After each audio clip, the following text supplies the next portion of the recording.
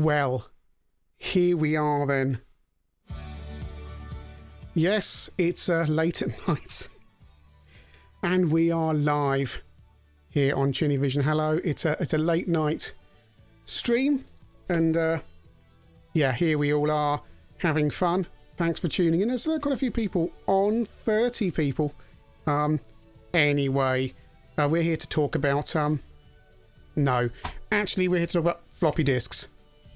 And various bits and pieces, because I've done a few bits of... I've written some stuff down for a change, because this was a video I was going to do as a normal recorded one, and well, why not do it live?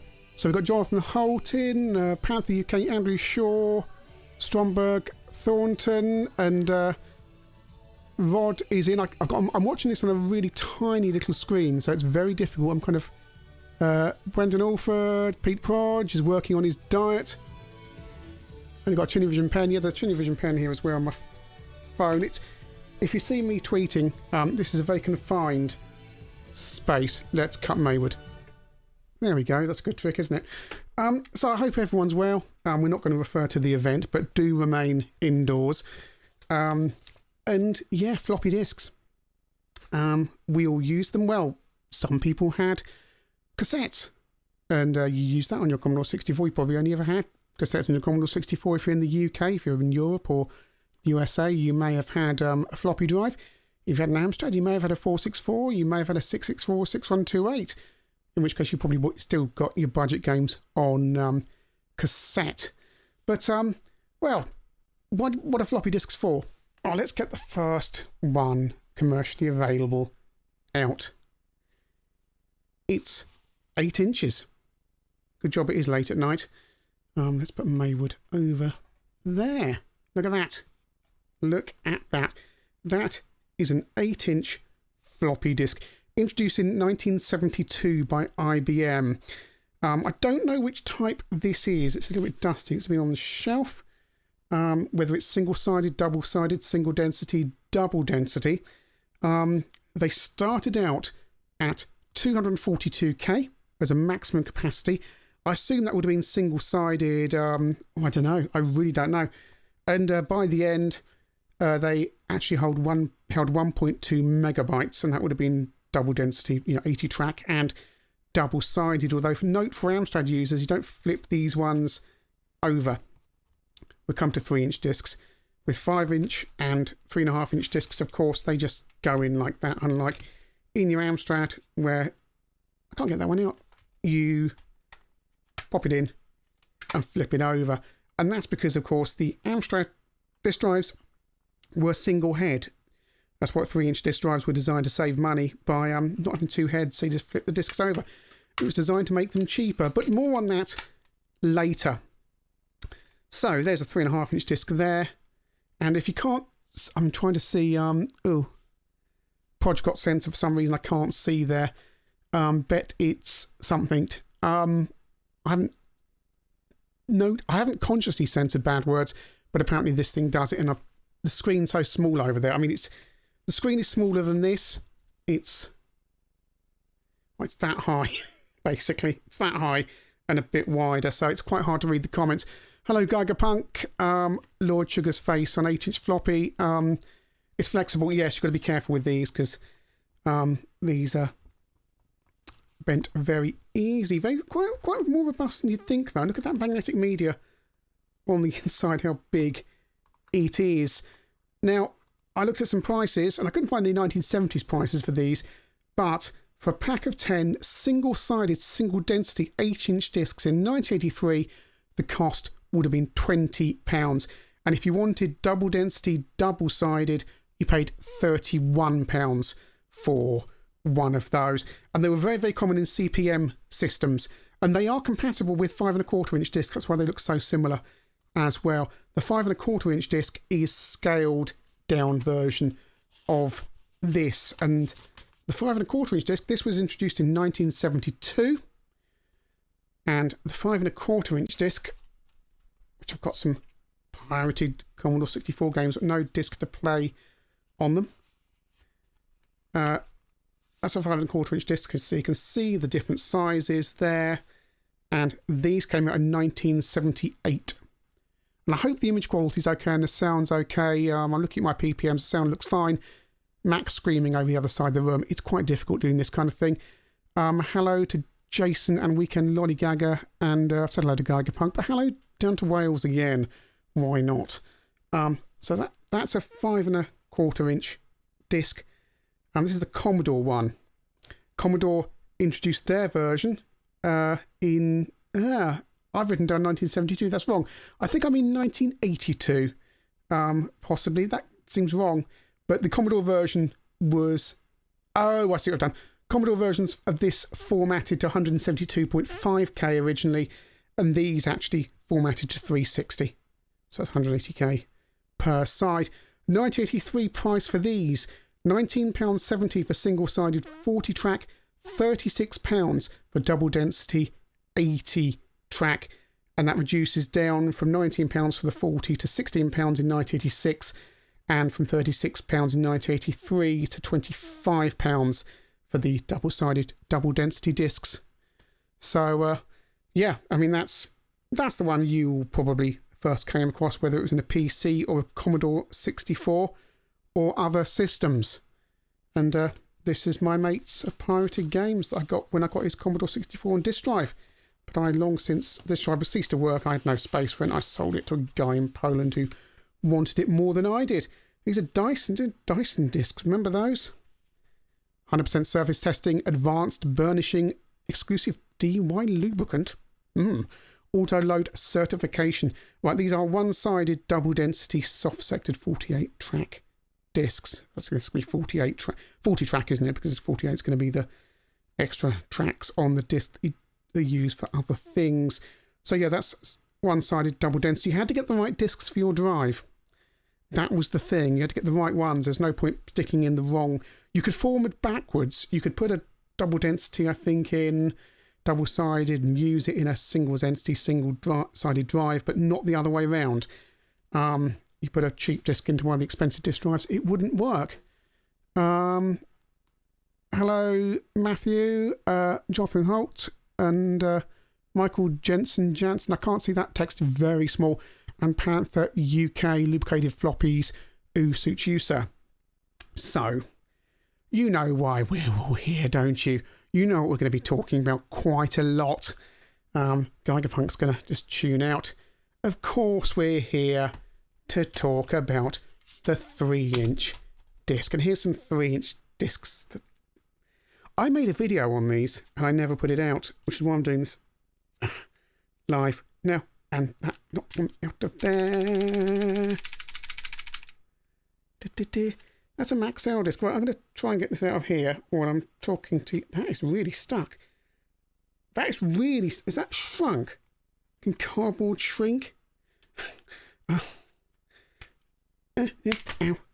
Dear me. This could be entertaining, couldn't it? I unshrink wrapped this one, you see, for a video that I never put out. And now it's stuck inside there. Well, I'll give that another go. Oh, I think it's moving.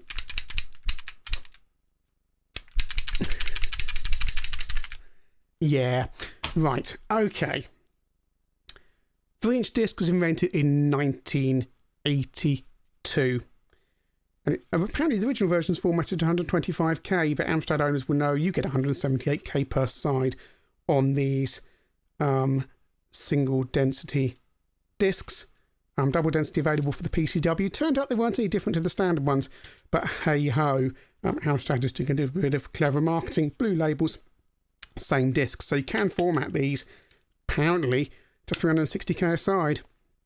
And although Amstrad didn't want you to know that, and higher end PCWs used the 80-track version of this. This is the 40-track version, and you can turn them over. So instead of going into the drive and having one head per side on the more expensive drives, unlike the 5-inch and 8-inch discs, you can flip these over and use the other side, which means you can get away with using a single head drive, which reduces the costs. Geezer Diamond says the first discs we had were the Smith's Corona 3-inch type square ones. I had a Clive drive on my Specky. Microdrive. Microdrive isn't a floppy disk drive though. It's tape. It's like an 8-track, miniature 8-track cartridge, isn't it? So it's people think of them as disk drives. They are not. First technical hitch. Oh, it got stuck here. Well, my finger's sticky. I don't know. Plus 3 had these as well. PCW had these. CPC had these. Right. So my notes aren't in order because I actually have made notes for a change. Right. So these came out in 1982. Why did Amstrad use them? Now, the old rumour on the internet is that Alan Sugar found a warehouse full of drives and discs. That doesn't make any sense at all. I'm going to cough. How big would a warehouse have to be to supply Amstrad the millions of drives and discs it needed, right? Think about it. CPCs, plus 3s and all those PCWs, which had dual floppy drives, some of them. So let's give that a conservative estimate. All those machines between 1984 and 1990 made by Amstrad that used 3-inch drives. The external ones Amstrad sold, the dual drive PCWs. I reckon, as a conservative estimate, there were 8 million 3-inch disk drives made for Amstrad between 1984 and 1990. 8 million. That's not a warehouse you just stumble across with 8 million drives in. Right. So what happened then? What happened? So Amstrad were designing the CPC in 1983, Roland Perry, and they were using standard IBM 5-inch drives plugged into the back of their prototype, and that allowed them to get files across from other computers, develop the operating system, and so on. And if a disk drive model was going to be released, it was going to have to be compatible with this standard because they'd written all the drivers and bits, not drivers, but all the bits for the CPC to talk to a disk drive, right? They'd built an interface, they'd done all this stuff. So it was going to have to be based around the IBM 5-inch drive and 8-inch drive standard. And the other thing was, it was patently obvious that the drive was going to have to be integrated into the unit, because the 464, the whole thing was everything's in one. So they had to make a decision at the tail end of 1983, because they'd also need to have an external floppy drive for the 464 to be on sale just after the 464 launched. So you are November-ish 83. So 5-inch was too large. I mean, come on. I've got a 464 down here somewhere. I don't have one to hand, but imagine a 5-inch disk drive shoved onto the side of a 464. It ain't gonna work. You're going to end up with a computer the size of Mexico to do that. So, let's see what's Colin saying. I think Amstrad couldn't get up with C64, so it released the drive. Jonathan Holt is putting my hand up, and Richard Shaw, right, I went to school where we never trusted to touch floppies. No, you weren't allowed to touch floppies. The BBC Micros is ironic, really, because I was more than capable of touching them. So, where was I? So that's going to be massively wide, right? Your other contender, among the other, Amstrad looked at other systems, some of which completely failed. Nothing ever happened with them. The other major contender that was knocking around but was very, very new was the 3.5-inch drive. So the 3.5-inch drive. Where's my list gone? Right, okay. Original system was by HP, a similar system in 1982. 1983, these came out, and it was produced by a consortium based on a Sony design. However, it's 1983, and these are brand new. These weren't put into any computers until the following year. They were incredibly expensive, and really, you've got a system that's already established itself in Sega computers and the Tatong, Einstein, and other bits and pieces. It's ready to go. So that's why Amstrad went with this one. Also, right, so I go back to my scripty bit. Organised here. So Amstrad took the decision at the end of 83 because they had to make a decision about the 464 external disk drive. 3.5-inch wasn't a contender, as I said, because it was new and very expensive. So Amstrad looked around and settled on 3-inch. It was being used by other manufacturers at the time, and they could get a deal from the drive manufacturer, who was Hitachi, who was very keen to get market share. the format wasn't dead or end of line. It was a year-old format trying to gain some traction. I mean, if you look at PCN, you can see people were selling external drives, 3-inch drives, Spectrums and all sorts of BBC Micros and all sorts of machines. So, you know, they were a format that was out there. Right, so how good a deal did Alan Sugar get on these? Well, he played the drive consortiums off against each other. It's rumoured, and it's only a rumour, that he got a deal where Amstrad always paid a fixed percentage lower than the cheapest 3.5-inch drive on the market. And we don't know how long that contract was for, but we do know that Hitachi had to keep a production line going just for Amstrad, and at the end they were taking a loss on each and every drive they were producing because it was cheaper for them to take a loss than Amstrad invoking a penalty clause. So, and let's look at the comments first. So, trying to build a wall. Don't know why. Alan Sugar's got another 1 million disc in a lockup in East London. I know. I think they sold it. They think they sold everything they had. 3.5-inch, the iconic ones. Well, yeah, but hindsight's a wonderful thing. The CPC wasn't hurriedly cobbled together. Well, it was hurriedly put together because the original designers let Amstrad down, but the people who did it really knew what they were doing. It's kind of, you know the story about how the BBC Micro was supposed to be a Z80 system, and then they had to make it 6502 because of all the other kind of competitor companies let the BBC down. Acorn could do it, but they had to do it in a 6502. Well, the Amstrad, the CPC was supposed to be a 6502 and it ended up being a Z80 because the original designers let Amstrad down. So it's a kind of similar situation. Right. Plus 3. 3-inch disc gave Alan Sugar the chance to lock customers out. It's a nice conspiracy theory, but I don't really believe it. Because if you're sitting there in 1983 and you're looking at disc formats, hindsight is such a wonderful thing. It's such a wonderful thing. You can look at these things and go, well, we're going to, use 3.5-inch drives. But how are you going to do that?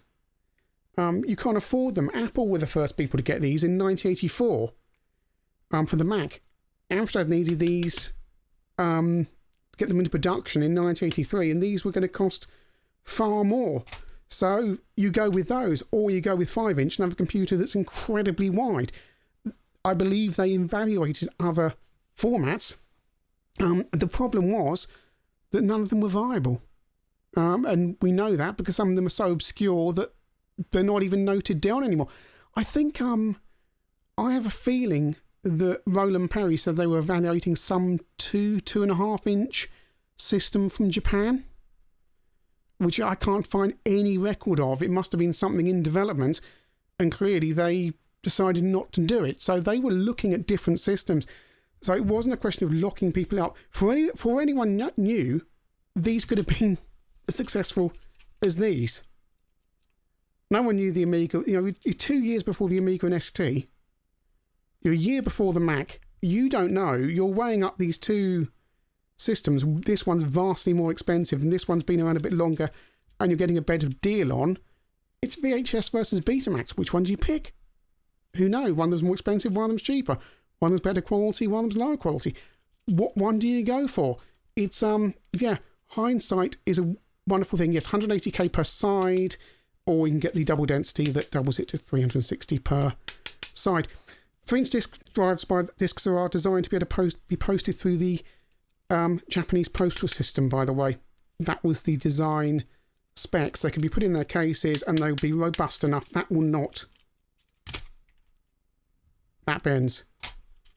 That bend. It will not bend. It will start to snap if you bend it really hard.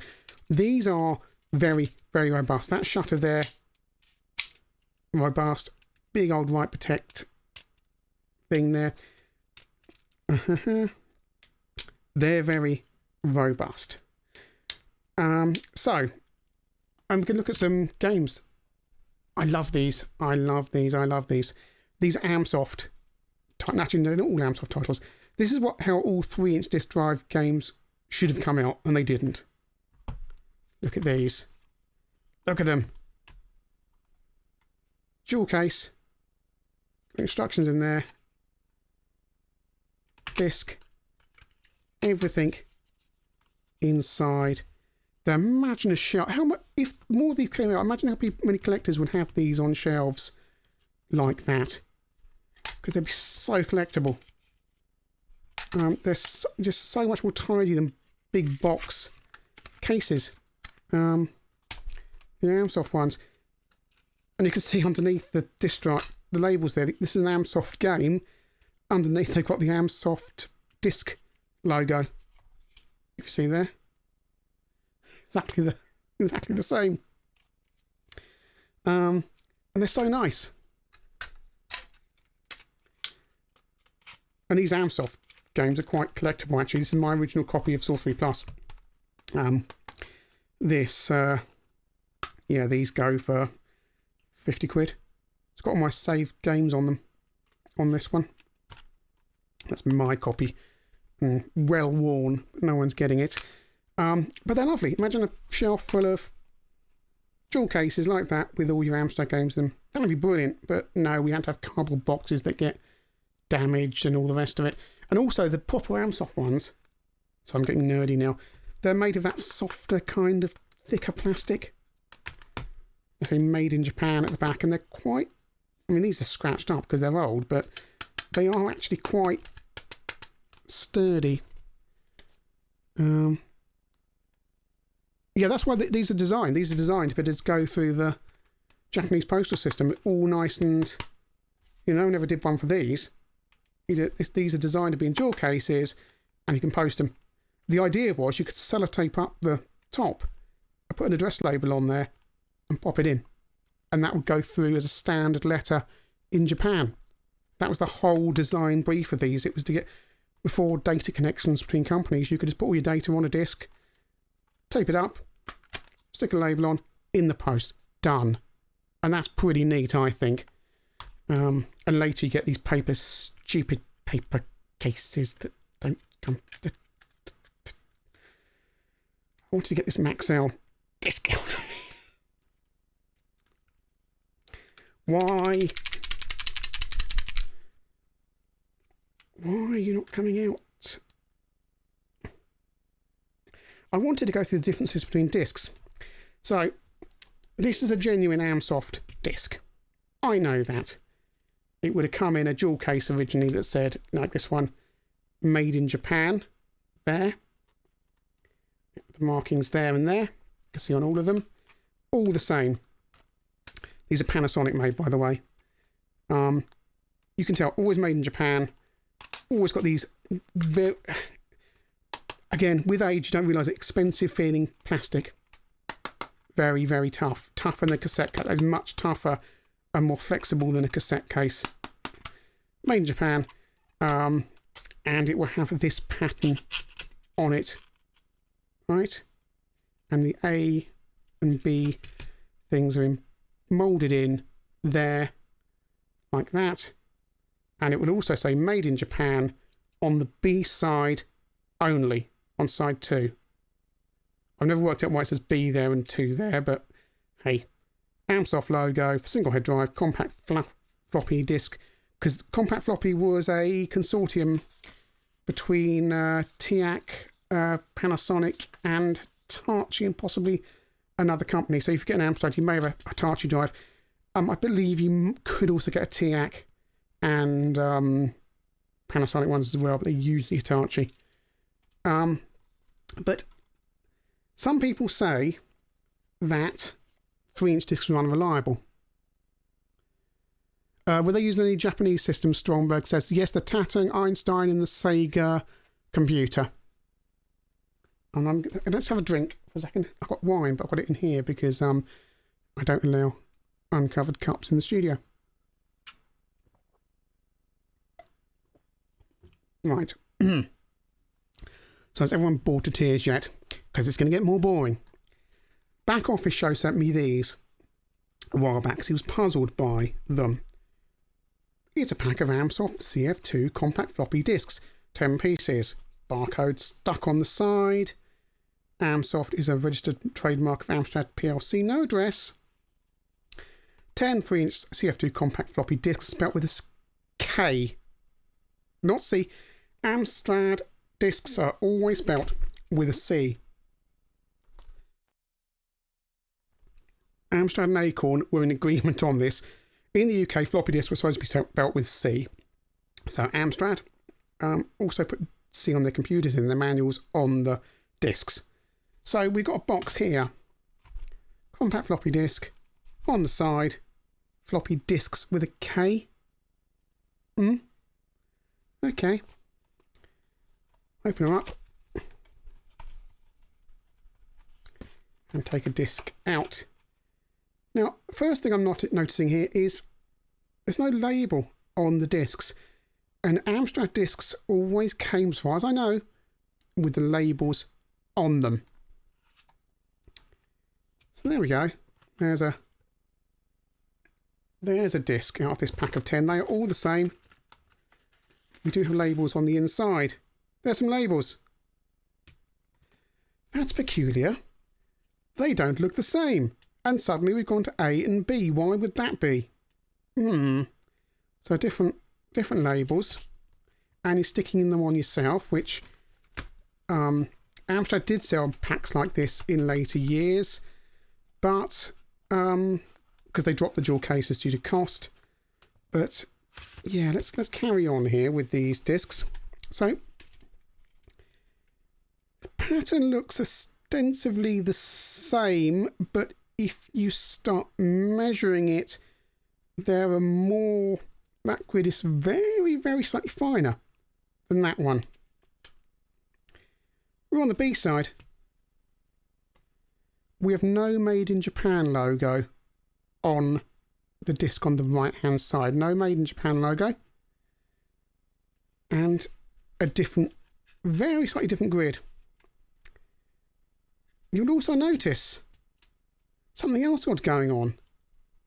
The Amstrad discs always had this kind of white protect tab that pushes down to reveal the hole there. Whereas this one does not. They feel ostensibly the same. But you tap them. This one just feels a bit cheaper. Something going on.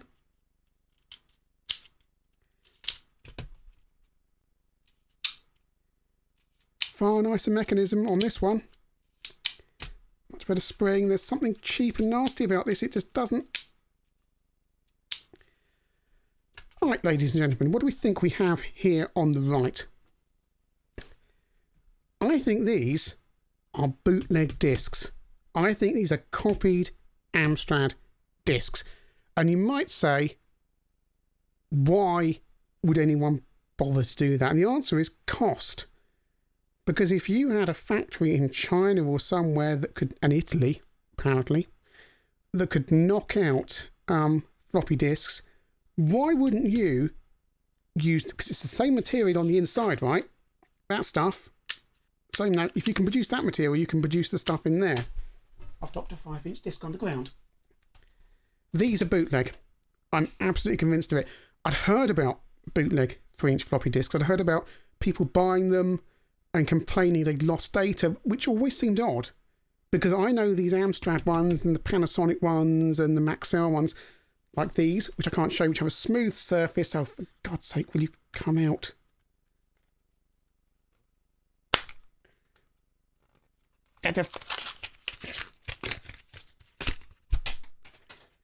These Maxell ones are, again, lovely. They have smooth plastic on them. But again, it's like this is like a weird hybrid between the Amstrad one and the Maxell. They've copied the bits off here, off the Maxell, but they've copied bits of the Amsoft one. So, yeah, weird. But I reckon there was so much money to be made that just you could make dodgy discs and that would be fine. And of course, these are unreliable as hell. I'd heard about them so many times, about Amsoft discs that weren't reliable.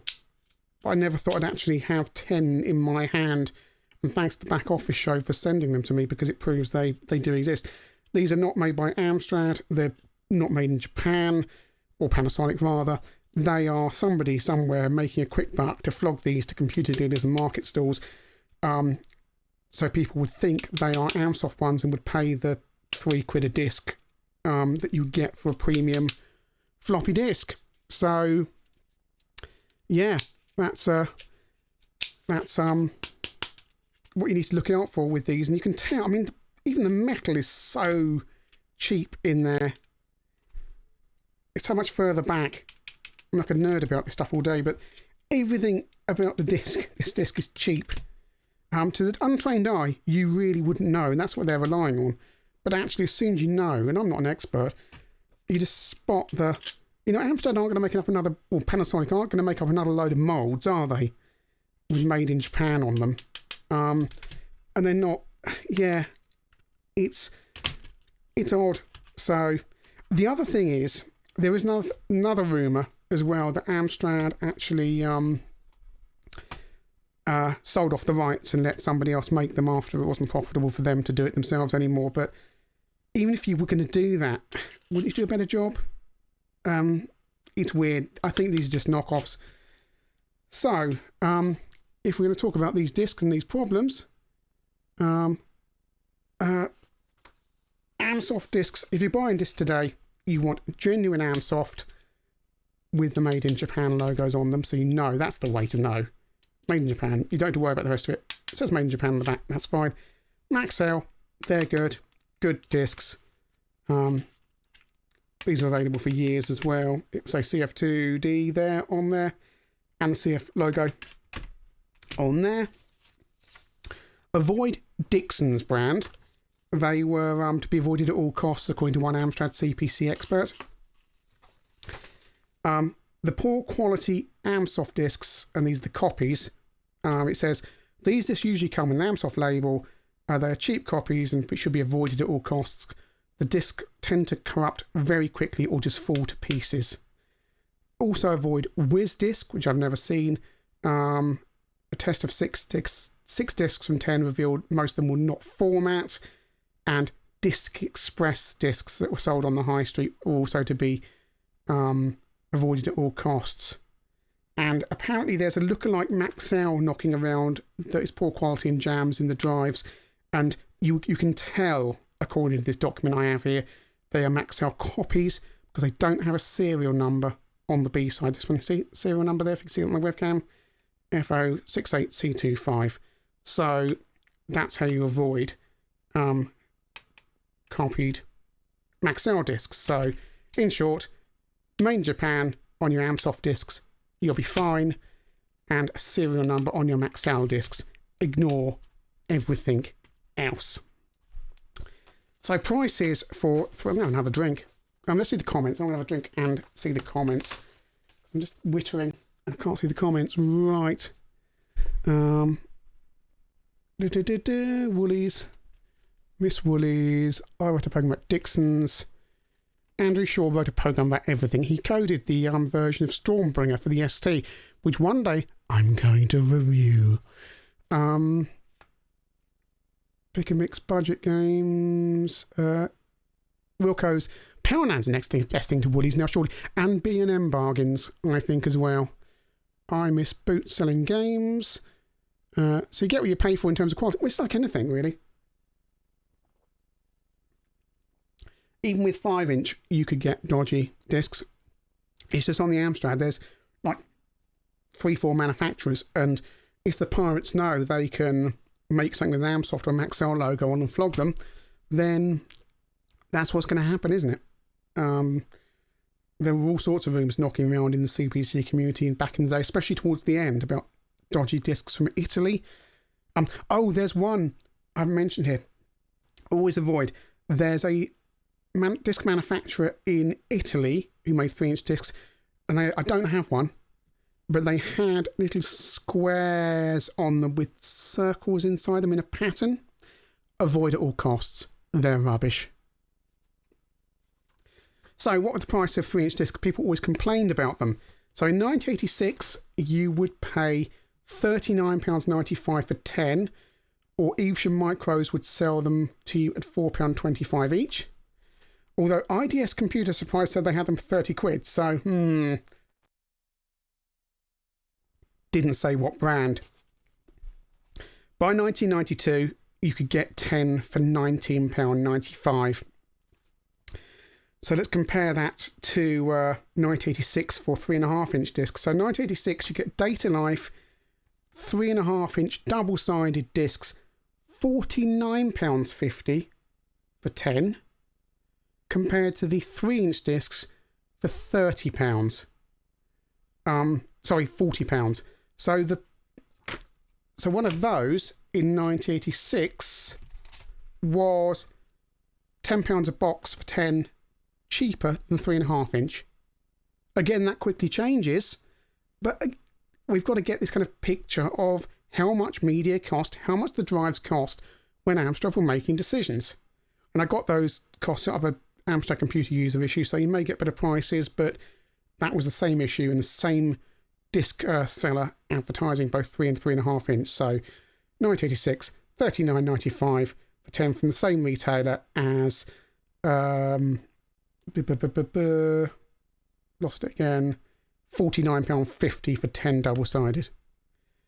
Get to 1992 and their 10 for Amsoft are 10 for £19.95, and 10 of those are £7.95, or the same retailer will do you 50 discs in a box for 30 quid. So it flips round, you see. So because these are selling far more by then, it's just these are cheaper to make for a start, but you're selling 10, 20 times more than those. So market scale of economy, isn't it, really? What good in comments? Tapes weren't that cheap. I was looking at prices in PCN, and a good quality 5-minute computer cassette in 1983 was a £5. So it wasn't that much cheaper than a floppy. You could get cheaper cassettes, but again, it's quality of your media, isn't it? So yeah, I mean, I hope that's a nice little tour around 3-inch discs, and thanks to the back office show for sending me the pirated Amstrad discs, because these are interesting. If anyone wants a pirated Amsoft disc, I can. Oh, he's stuck. There you go. Back office show for pirated discs. Thank you to him for sending those, because it was appreciated. And I did do a video, but it all just kind of got out of control with other stuff and never got released. Hence why that Maxell there has been opened. Or the bits on the floor now, but he's not. I actually unsealed this another Maxell, you see. But I didn't want to unseal that one again, but hey, we've ripped a case. So, computer tapes will rip off? Yeah, well, wait and see. I've got 2 videos coming up that are going to have a look at computer cassettes and cassettes in general, and have a look at the differences between quality of media. There's an introduction to cassette tapes that will be up very soon, and has already been on Patreon. And then a more detailed look at different cassettes with audio tests to show you the differences in performance between ferric, chrome, metal, and a cheap computer cassette. So we'll be doing some stuff there. But if you say computer tapes will rip off, if you got good ones, not rubbish quality, I've got TDK here somewhere. Let me go and find it. 2 seconds. I'll put the headphones down. I'm just going to move. Let's have a tidy up first before we go anywhere, because we can look at some tapes ahead of the tape video, because I did some really good tests, really nerdy tests on cassettes. If you've got any questions, by the way, throw them into the comments there. Pretty sure we had a box of those pirate discs, came with separate labels you had to apply yourself. Yes, the Amstrad ones always came, as far as I know, with the label stuck on. The Maxells as well, always with the label. You quite also see here, I've just had to press it down there, because they always used to bulge up very slightly there. You'd have to press it down very slightly because whatever they were doing in the factory didn't quite seem to stick them down. But yeah, almost certainly when you were 12 they were a rip-off. Well, yes.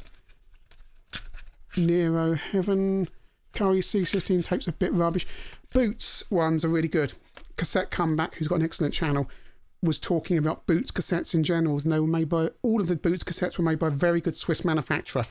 Right, I'm going to get my cassettes. So just amuse yourselves for 2 seconds. You can look at Maywood for a bit. There you go. Right, I'm just going to move over here. You might be able to still hear me. I've got cassettes. Ah, there we go. One of those. We want. Oh yeah. Oh. Well, right. Okay. Ta-da! Look, I'm not going to spoil my cassette video, but right. This, and I'm not opening this under any circumstance. I might do one day for a video when I'm really desperate. When we've been 6 months in lockdown, I'll be desperate for content. I can't mention the event. Nothing abnormal is happening. It's all normal. This is a TDK computer cassette. It should be a very good quality cassette with not much dropout on it. We'll look at this in part 2 of the cassette videos, right? It's if the magnetic material on the cassette is low quality, what you get is dropout when the signal drops out. So you get something like this replica C5 computer cassette, costs $3.95 new. Here you go. It's a home computer cassette. Thank you for buying one of our replica magnetic media products. We have manufactured it carefully. It carries our lifetime guarantee. Scratch his chin.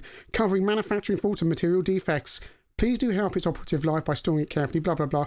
If you'd like to know more about what we do, please turn over. Replica is a trademark of Bibi. Wasn't she the girl in that Bond film with the ice skating? We provide a wide range of magnetic materials, 5 1/4 inch floppy disks and blank cassettes, leaderless cassettes, cleaning disks, blah, blah, blah, BB Magnetics, Free Post Greenford, Middlesex UB68BR. Someone go look them up, see if they're still there, if they've been demolished. UB68BR. I bet that's a really grotty industrial estate somewhere in Middlesex, in Greenford. And, I mean, stay this for a start, but I'm not going to spoil the video, but suffice to say, this is a pretty awful cassette in terms of signal dropout. I mean, I suspect it always was. Screw together case, cheap as chips, and lots of signal dropout. But you're still paying £4 in your 1983 money for that. This probably cost a couple of quid more, and I bet you it's a billion times better. Because TDK know what they were doing. TDK made good cassettes, and I bet you this performs really well for a ferric cassette. Could be wrong, but ferric cassettes are not garbage. No. Again, wait for part 2 of the cassette video, but you will hear a 1990s Memorex in that, and you'll be pretty surprised in how well it performs. Ferric. Are there any decent cassette manufacturers left? I look at Cassette Comeback. He looks at new cassettes sometimes. The Chinese are upping their games. They've been making them for years using old equipment, but apparently some of the new ones are okay. But if you want cassettes, Cassette Comeback, just go get some new old stock. Maxell Clown cassettes are absolutely fine. Wait for the video.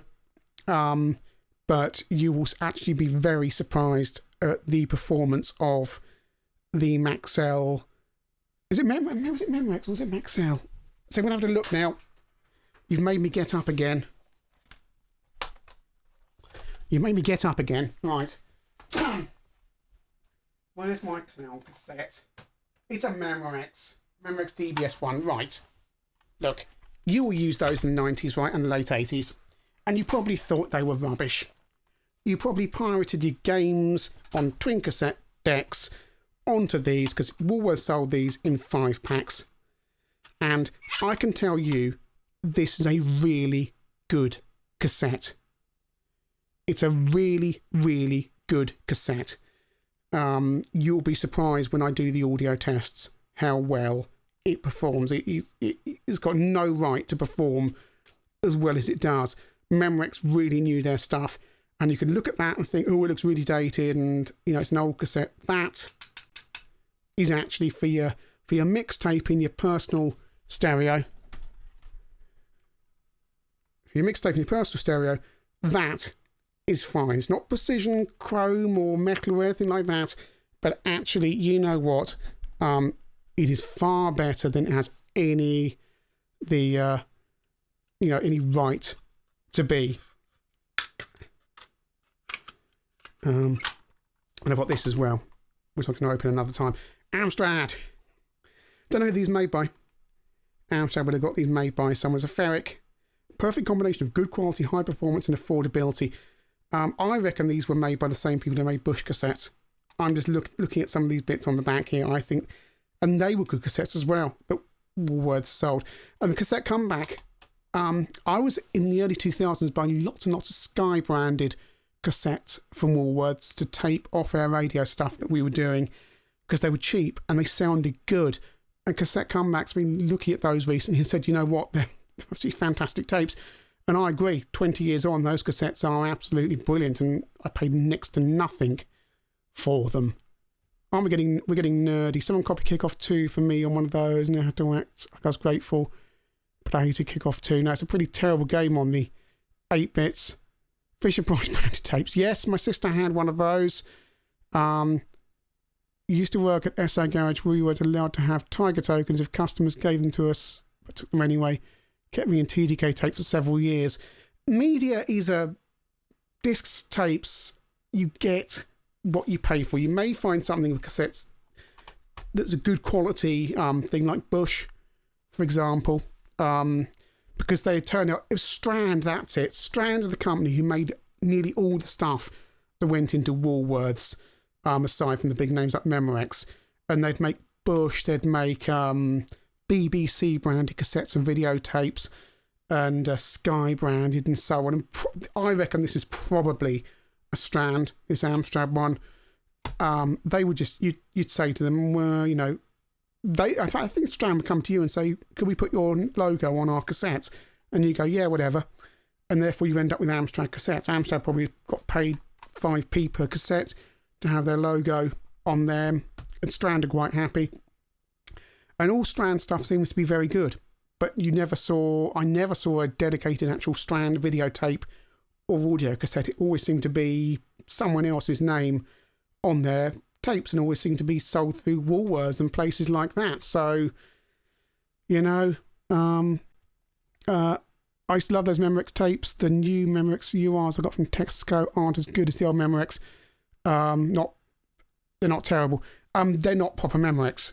They are just a brand now, probably licensed to some Chinese companies, put any old crap into.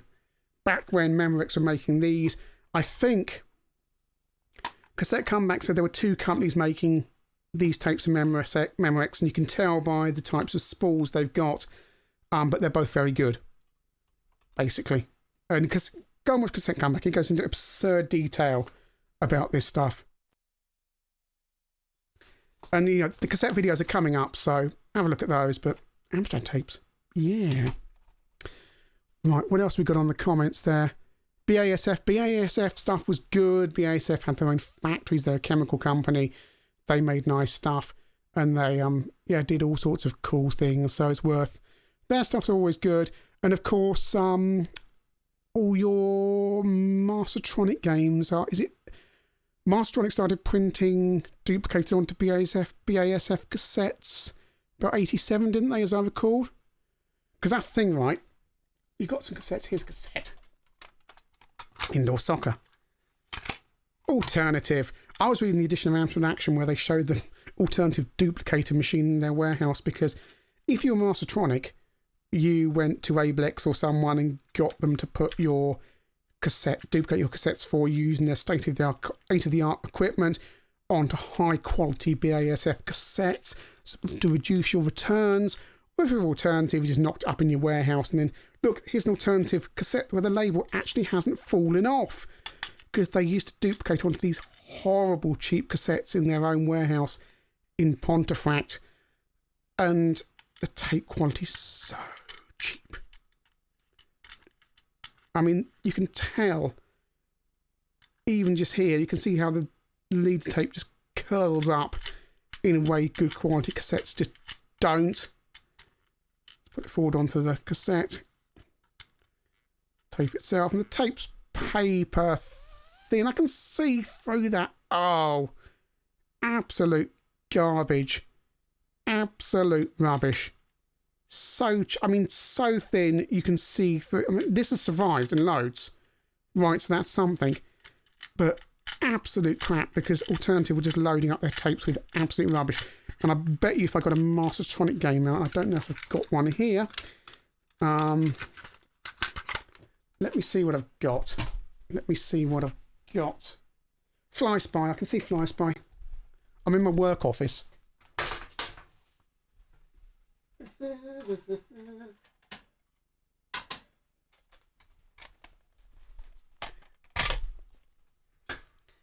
Right, that's a game at random. Let's have a look at this cassette, this tape, and see what it's like inside. Doesn't say duplicate on a BASF cassette. But already, that feels like a considerably better tape than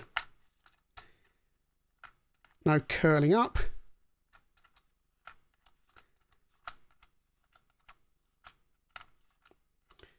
Wind this forward. Back. The tape's old, so it's not in greatest of nick, but is it as thin as the... No, I can't see through that. I cannot see through that at all. Up to the light. There's a much thicker and darker brown piece of tape. No, there's nothing showing through there at all. And that's just because Mastertronic, whoever they got this duplicated with, just were using higher quality media than Alternative, because they don't want returns. And it costs a few pence extra per cassette. But if you're duplicating 100,000 copies of Fly Spy for the Spectrum or, whatever machine, it's that's the second budget game I ever bought, by the way. It didn't load. This is not that copy. I took that copy back. I bought this subsequently. But yeah, you wanted the least returns possible. So, that's why you can't see through that cassette there. Right, comments. No one expected the games to be around after 6 months, and most didn't care. True, but you do care about your returns, because returns cost you. Because that's not just a sale, that's a tape coming back to you. You've got to then do something with. You might have to test it.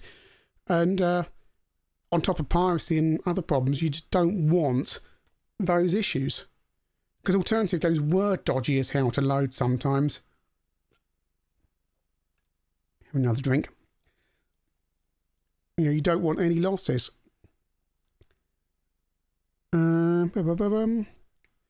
My copy of School Days and the Alternative was a super quick load, like 30 seconds, but only load once now at 20 attempts. I mean, that's a combination of poor quality duplication, poor quality tape, and a stupid speed loader they put on to save tapes, although not as bad as the Adrian Mole game that Alternative re-released, where they forgot to put on the second half of the game. Because if you remember, that game loaded in 4 parts. First 2 parts on one side of the tape, second 2 parts on the second side of the tape, and they put parts 1 and 2 on both sides of the tape because it was Alternative. Martin H has had a comment held for a review, but I don't know why. Ego Chip says cutting costs is stupid. You'll end up paying more for lost sales and returns than difference to pay for the better quality. That's it precisely. You don't want to have too many returns because you've got to handle it and it's going to cost you money. So if you pay a few pennies more for a better quality cassette and better quality duplication, then so be it. I mean, Alternative were so cheap, they did the duplication themselves. Although that had the advantage that their old games never went out of print because they could keep on duplicating themselves in small batches. And that's one of the things in the Amstrad Action. article mentions it's the one with Thomas the Tank Engine on the cover. That issue, can't remember what issue it is. 1993 some point, I think, or late 92, but they go to Alternative and they show the warehouse, and Alternative say, yes, we can duplicate any of our old games. We don't, we can just run a few off. It doesn't matter. Whereas Mastertronic would be had to go to Ablex and say, we want 10,000, because Ablex aren't going to run off. Assuming they were using Ablex, most people did. Ocean did, but yeah. Who gives us a thumbs down? Show yourself. I don't care. It's all engagement. It's all engagement. Doesn't matter. It's just a bit of fun on a Saturday evening. Because swears. Oh, I see. Yeah. So sorry, I don't know. I'm new to this and I can't control some of this stuff, and it's all on a tiny screen over there. And I really have to get close up to the microphone for the close miking technique to be able to see what's going on in there. Oh good lord, I used to twiddle my head with a screwdriver to get certain C64 tapes to load. Dangerous with the C64 because it's I was adjusting one of my data corders the other day and I had to write on the bottom of it afterwards, calibrated. This works now because I picked up the wrong one. I hadn't picked up my usual one. I had to load in a game for ChinnyVision, and I picked up one of my spares and it needed a head clean. I had to calibrate it. So once you calibrated them, you mark them as calibrated. Don't mention the event. Don't mention the event. I've got to go to the Amazon locker tomorrow to get a trickle charger for my car because they said if I had it delivered to the Amazon locker, it would take 4 weeks. It's taken 2 weeks. Or if I had it delivered to the home, it would be May. Mid-May. So I went, you know what? I'll have it delivered to the Amazon locker, but it turned up about 7 o'clock today, so I've got to go down there and get it in the morning and get some milk and bread and stuff. So, yeah. Don't mention the event. Current event redacted. Juggling Chinny and advertising 8-Bit Symphony. One of those evenings. What event? There's an event. No, stay inside. All stay inside. So I hope everything's okay with everyone anyway. And I'm doing ChinnyVision and just kind of trying to put out extra videos because people need something to watch. And I need something to do as well. So I've mentioned on Patreon current situation. Not going to go into all that again here. But it's difficult for everyone, and everyone needs a bit of cheering up, me included. So it's good to see so many people watching. 94, goodness me. That's nuts. Chronosoft. See, Chronosoft would be able to tell us about duplicating cassettes because he duplicates and sells cassettes, excellent games himself. And I need to look at some more of his games, although I tend not to. The thing is, I don't solicit stuff for review. I just tend to prefer to find it because when you solicit stuff, and you get sent it, then you're obligated to review it. And sometimes I look at stuff and go, I don't fancy this, or I don't get this game well enough to be able to review it, or I can't play this game enough to review it. So I don't kind of do that stuff. But he's got some great games there. Check him out. You have too much to watch. I'm sorry if I'm making too much to watch. My dog is watching too, and it's not my birthday. Happy birthday, Martin H. Oh yes, a lot of people spending it alone, unfortunately. Try and speak to some people on Zoom or House Party or whatever these things. I don't know what they are. 7-day isolation, Mark. After showing Simpsons last week, I hope you're feeling fine. Because you said on Discord, we do have a Discord. So let's mention this because Mark's on Discord. We have a Discord where you can chat and come in, just kind of escape from all the crap. And remember, there's the extra stuff on YouTube as well. There's not a lot on ChinnyVision 2 at the moment, but I'll try and get some stuff on there if I can. Nearly did stuff with the Henry Hoover today, but it got too messy. But I did fix it because all the experts online said I needed a new switch for my Henry Hoover. I just treated it like an 8-bit computer, soaked the switch in contact cleaner, and it's fine. So, yeah, I don't need a new switch for £10 plus postage. Thank you. And we also have, if you do support Patreon, we've got that there as well. Quad One was a great game, and it took me a little while to get into it, but I really enjoyed it. And It's I don't want people sending. The reason I don't solicit publisher's address is I don't want people sending stuff, because when people send stuff, I love the Amstrad Speak synthesizer and I love the update for it, but goodness me, I just, and if the guy who sent it to me is listening to it, I don't mean to be ungrateful, but I just spent so much time on that for such a niche thing. The first one I did and enjoyed it. The second one, because we had problems with it and the ROMs had to go back and forth, and I just couldn't get my head around all the features because the thing was so advanced. I'm a CPC user of 30 plus 30 years, 35, 36 years, however many, and there are features on there that I don't need or can use, and it's like, this thing's so clever, but I don't have a MIDI keyboard. I can't do all this stuff. How do I show this stuff off? And I'm looking at his videos of doing stuff with it, and it's like, this is so cool, but I can't show this stuff. So, and it just becomes like a burden. So I just try and bumble along in my own way. I'm reviewing Synapse at the moment. If anyone wants to do some capture for arcade version of Bomb Jack, I just need 30 seconds of that, if anyone can, because I'm doing Bomb Jack as well. C16 version, oh dear me. That's hard. That's hard. I used to make parts for Henry Hoovers using reefer capacitors. There's nothing inside them. I had mine apart. It's like, wow, it's just like a big motor and some parts, and this is easy. Getting the most difficult part was getting the little switch, the plastic top bit, not the main switch itself, but the bit you press, back in and straight, and then lining it all up and getting it all back in. Working that out was a pain, but the rest of it was dead easy. Is it the link that wasn't working? No. Oh. Which link? Oh, can I post a link to the Discord in the description of your next video? What for? That's North Devon. I'm Quadron. I'm sorry, I don't understand. It's quite difficult to follow all of this. Anything else anyone wants me to talk about? Because we're here, we might as well carry on for a few more minutes. When my wine runs out, then we really will be in trouble.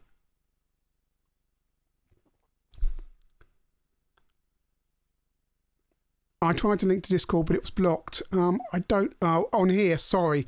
I see. No, I don't know how to control how this works. You might have better post links. I don't want to click on anything because I'll probably end up killing the stream. I hope the picture quality is okay. You are coming across my 4G, and I don't know how this webcam looks because it's... I could use one of the big cameras. I've got no room up here. This is so small, this space. If you looked on Twitter, this space is really, really small. So I can't go in the house. We've got a house guest at the moment because she had to come. Goddaughter's back from Spain because they kicked everyone out of university. So she's staying with us for the duration. And room in my retro area is basically the contents of the spare room is now in there. If you got a 34-second clip of Bomb Jack, I'll be very grateful if you could tweet me at ChinnyVision, and then if I'm not following you, I'll DM you or I'll follow you or what have you. It's not a pint of wine. It's just I don't like in the office wine glasses or any open glasses for hot drinks or cold drinks. Is bad practice because that could go all over the equipment that you can see over there, all over the mixing desk that's over there. And if you spill this, you're going to spill a little bit, but not much. So I always insist on around computers, because when I was a student, I used to work in an IT department, and we saw so many expensive laptops racked by red wine and coffee. So yeah, I always drink from a beaker, like airline pilots do, with a screw-on tip lid, because it's safer, basically. Seriously, that red wine just wrecks. One of the directors brings you in a Dell equivalent of over £2,000 today, more than that, brand new laptop, because I spilled white wine on my laptop last night, and the keys don't work anymore, and you go, oh my god, and you open it up and it's too late. It's far too late. That was really difficult. Simon has got his Spectrum next last week. Great machine, great manual. That's fantastic. Oh, Dr. Armstrong pressed into his... Oh, I see. Back Office Show posts a Discord link into his info block, but it's on recorded videos, not live. I can do that. He's far more organised than I am. ChinnyVision is chaotic, as you can see from this stream. Right, there's people who are organised about stuff, and me who's only just got round to actually thanking all the Patreon people in the end credits of the videos, but then realised that he doesn't actually put his videos out in order, so people are going to disappear and appear. So I've had to explain that on Patreon, because it's like, yeah, thank you, you've subscribed, but you may not be on the next video. So yeah, it's chaos. Yes. Who's had the outtakes of what? Do you get our turbulence in your office? Yeah, but I knock stuff over all the time, and also this camera is on my mic stand, so it wobbles as well. So it's all wobbly in here. Right, so I think I've waffled quite enough. This is all chaotic. Thank you for tuning in. There'll be a video. I'll put a video out probably Monday night saying I don't know, and then back on Thursday again. Let's put the tape video out next. Part 1 tape video, do a game on Thursday, then part 2 the tape video or something like that. Part 1 is an introduction to cassettes and computer loading, and then part 2 is the super nerdy bit that's going to bore everyone to tears, but I really enjoy doing, and I'm going to do again at some point. Sorry for the shameless plug. Sorry for the shameless plug. Visit for a freebie. If anyone's interested in Sid music, I put an anthology together with Jason T. That'll be free to download. Yeah, I mean, pop that, tweet me that, and I'll retweet it. That's fine.